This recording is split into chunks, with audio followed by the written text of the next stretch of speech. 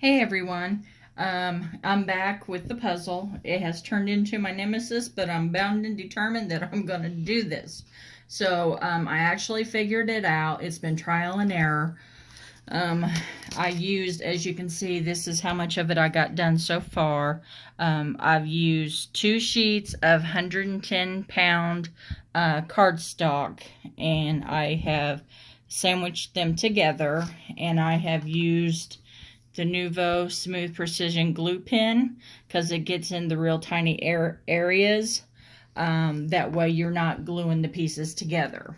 And what I've done to keep the pieces lined up, I've just fit it together, as I'll show you here in a minute. But let me tell you first what I found out. If you use chipboard or a cereal box and you die cut it, and then you try to put your paper down on top of it, it actually smashes out into thicker pieces. That's what it's done for me. Whether it does that for you or not, if it's just me and this puzzle is not having a good old time, I don't know. This is what happened for me, because I had it cut out of a cereal box, and it actually got bigger. So when I put the pieces down, the cereal box is actually showing underneath of it. So to solve that problem, I just nixed the cereal box, cut another piece of the 110-pound cardstock. I sandwiched it with the shim, cut beautifully, no problems. Even with the cereal box, it cut beautifully, again, no problems. So whatever you want to do, just FYI, what's worked for me is the 110-pound cardstock. And that's what I get at Joann Fabrics. So to show you what I got so far, I used the matching stamp set. And you see a little bit of Nuvo glitter in there.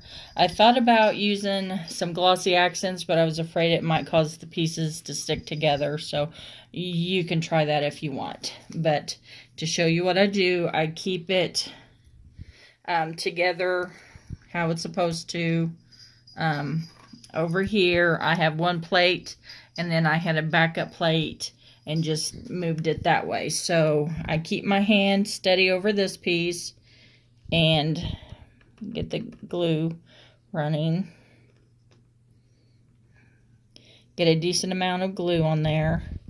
And if you get a good enough rhythm and you're locked in good enough, you can do a couple pieces at a time. But until you get that good rhythm, do what works for you.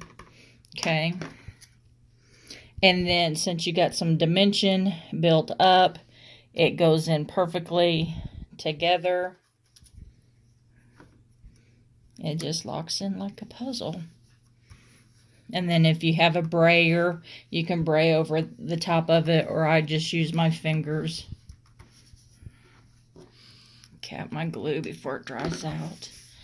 Push it down. And like I said, I used the same color cardstock underneath. So if any of the pieces got off alignment a little bit, you know, it's just white. So, but if you want to back it with a different color, that would look cute too. But just make sure your alignments, like this piece right here, the alignment got off just a little bit. So you can see the two edges there, but still locks good in place. And it looks like I need to use a little bit of an eraser to get some of that. There we go, a mark I had on it.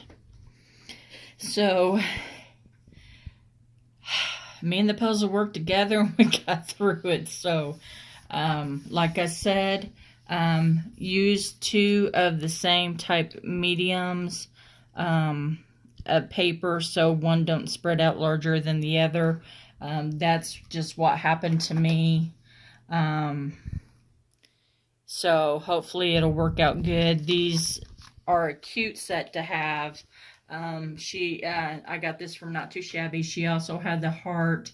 I kind of wish I got the heart now instead of this larger piece, but that might be something I'll add to later on. And like I said, this cuts to an A2 card size, so you can back this with some temporary glue for someone, and then they can pull the puzzle pieces off and then have a puzzle to play with underneath the cards. So that's just a little bit of a idea for you. And see, it comes all apart. I'm gonna let my daughter put this back together. Let her play with it.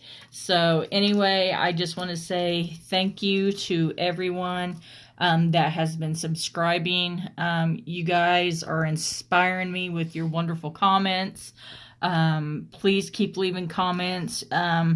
You inspire me to get out of bed, dust the dust off myself, and create that day. So thank you for believing in my channel, and I can't wait to get to the 100 subscriber mark so we can have that wonderful giveaway. Please be sure to check that out. I'm also going to be doing a new video to update that one as well, so I can add some more goodies to the pile, since you guys have all been so supportive with your comments and subscribing. So anyway, hope this helps you out. Check out Pink and Main on Not Too Shabby. Great products. Not Too Shabby is a fantastic store as well. Check out her store, Not Too Shabby, here on YouTube. She has some great videos as well. So everybody have a great week and a happy crafting.